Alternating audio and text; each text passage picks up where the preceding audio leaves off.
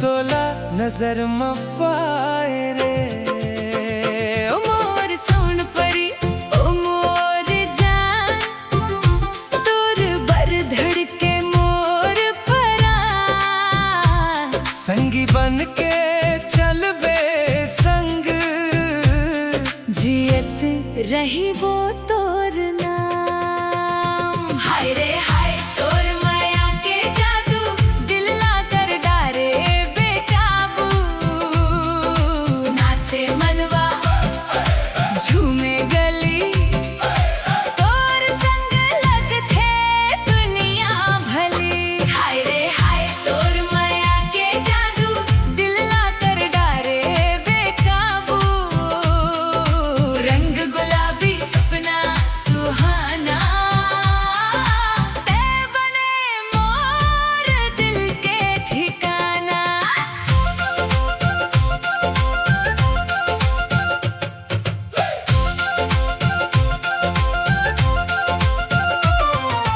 तोर हंसी में चमके बिहान, तोर बात में बस थे जान।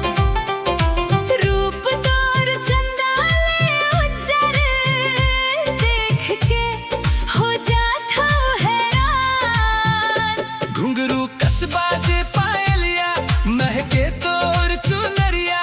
गाँव गाँव में चर्चा होथे मोर माया के कहानियाँ। हाय रे हाय तोर माया के जादू, दिल ला कर डारे बेकाबू। नाचे मनवा झूमे गली, तोर संग लगथे दुनिया भली। हाय रे हाय तोर माया के जादू, दिल ला कर डारे बेकाबू। रंग गुलाबी सपना सुहाना, ते बने मोर दिल के ठिकाना।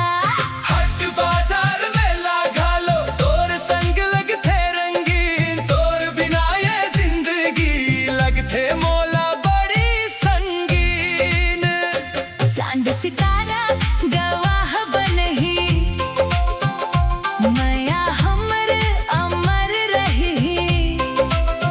जन्म जन्म तक संग निभावो, ये वादा दिल लेकर थाव जी। ढोलक बाजे